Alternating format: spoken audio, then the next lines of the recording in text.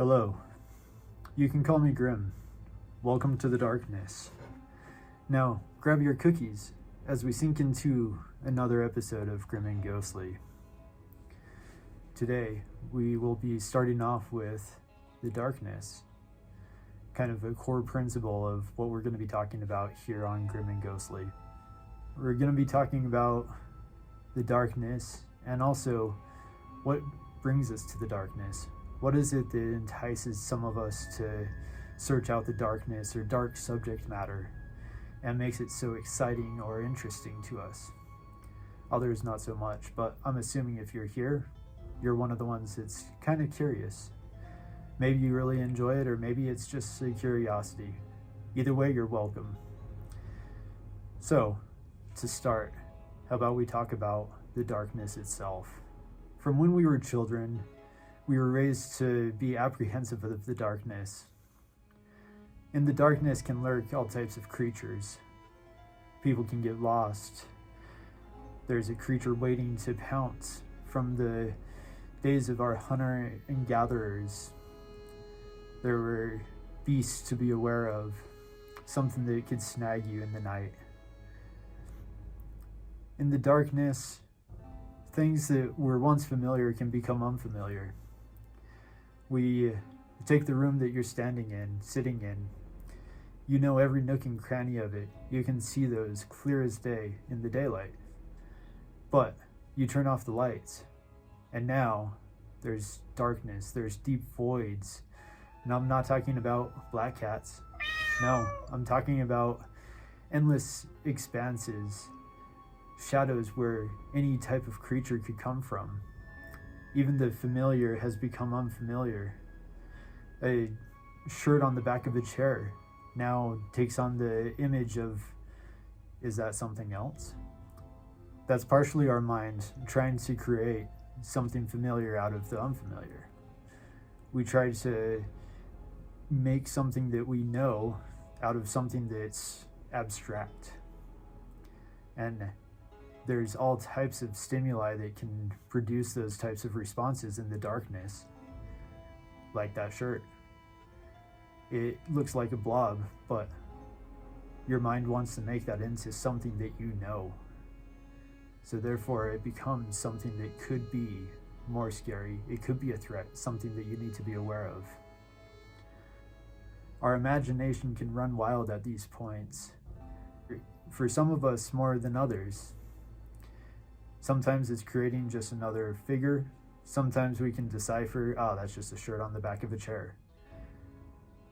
But the imagination, especially with the right stimuli, if it's extra sound, all of a sudden, that shirt is no longer just a shirt on the back of a chair.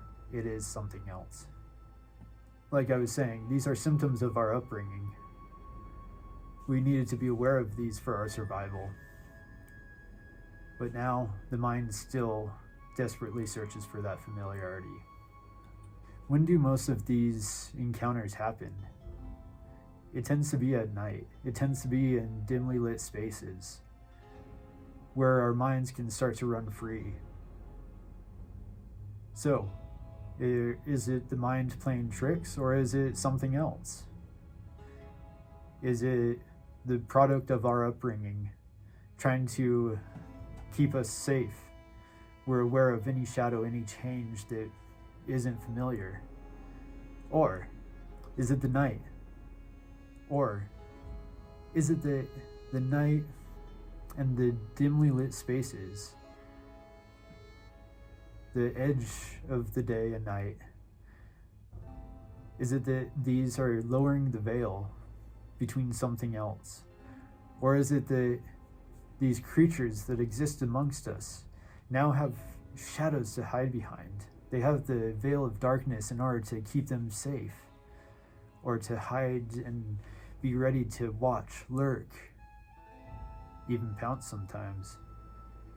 So what is it that draws us to the darkness, or even gives some of us comfort? Is it the cookies? I don't think so. Maybe. But I think there's so much more to it. There's more to it than just the cookies. Darkness feeds a core desire of us as human beings. It's the unknown. It's the desire to explore the unknown. Think about the dark depths of a forest, or space, or the sea. We're always searching. We're always trying to figure out more about this. The same goes for the horror world. We're curious, or the supernatural world, I should say, of these creatures that can lurk and not be explained. Apparition that has no explanation. We want to find out why. We want to figure out what's going on with these. So we search for it. We try to figure it out and come up with explanations. These are some of the topics that we'll talk about as we move along on this channel.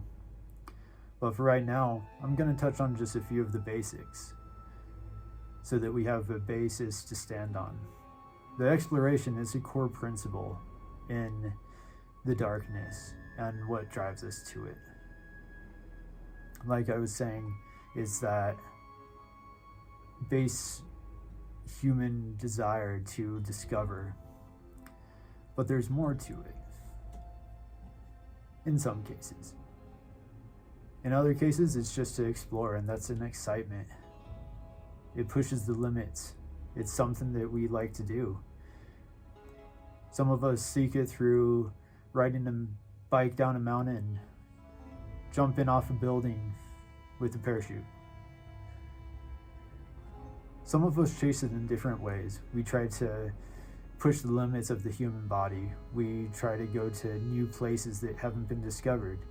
Try to find the wreckage of an old ship or explore the wreckage of an old ship. We're always looking for answers to questions. And that's part of that darkness. We're searching into those voids that we haven't seen before, that are unknown. But there's another aspect of it that coincides with this exploration. It's a basic physiological function.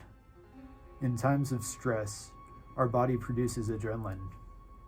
That helps us get through these moments of stress and intense life or death, or just strenuous activities. It makes our heart go faster. It shuts down necessary functions in order to direct it into either fight or flight. Some of us fight, some of us flight.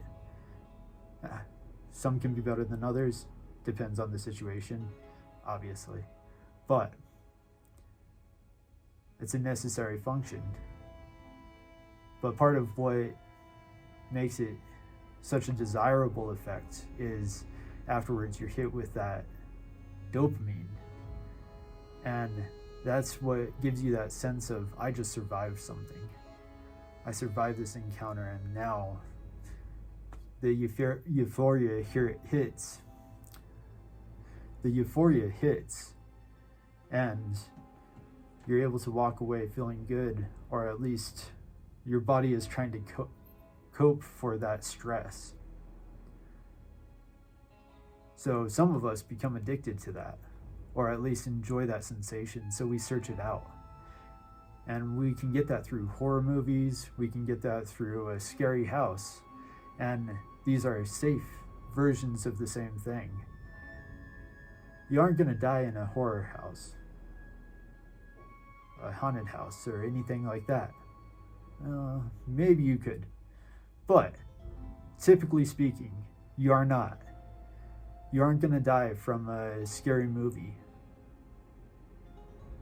Once again, maybe not, but you're most likely not going to die during these events.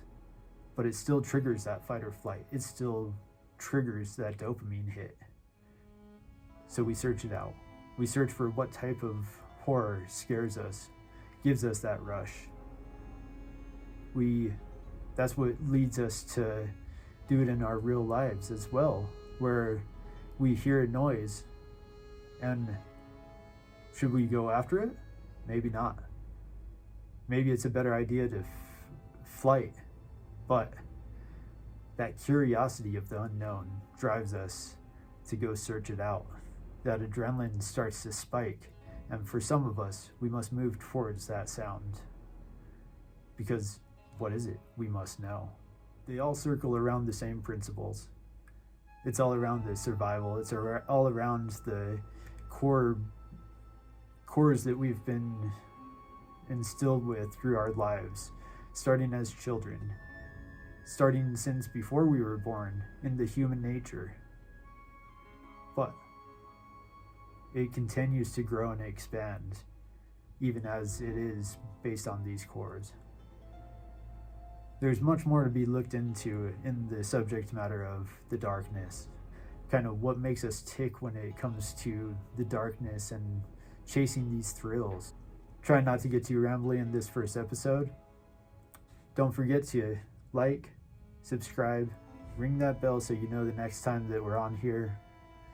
And remember to go home, or if you're home already, turn off the lights and get sucked into some of those voids. Thanks for joining. And I look forward to seeing you on the next episode of Grim and Ghostly.